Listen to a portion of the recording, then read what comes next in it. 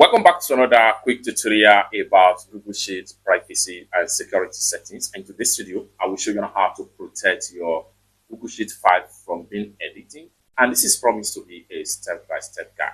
Let me show you how. The very first thing you want to do when you are done with your work in Google Sheets, what you want to do right here is to go ahead and make sure you navigate to the top right here. Go ahead and click on data. Then under the data, come down to protect, sheet, and range. Go ahead and click on that, and this is going to open up right here. Next thing you want to do is go ahead and click on add a sheet on range. Then here you go. Now here you can either click on here to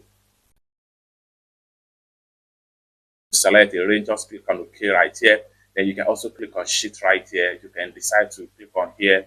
If you have multiple page right here, you can choose any of the page you want to restrict right here. So let's go back to range right here. So under the range, come down below right here. Go ahead and make sure you click on set permission. So under the set permission, show a warning when editing this page. Go ahead and click on it. And the next thing you want to do right here is to go ahead and click on done right here. It's that simple. So you can see warning right here. For more useful tutorial about Google Sheet, consider to subscribe. Thank you so much for watching, and I hope to see you in my next video.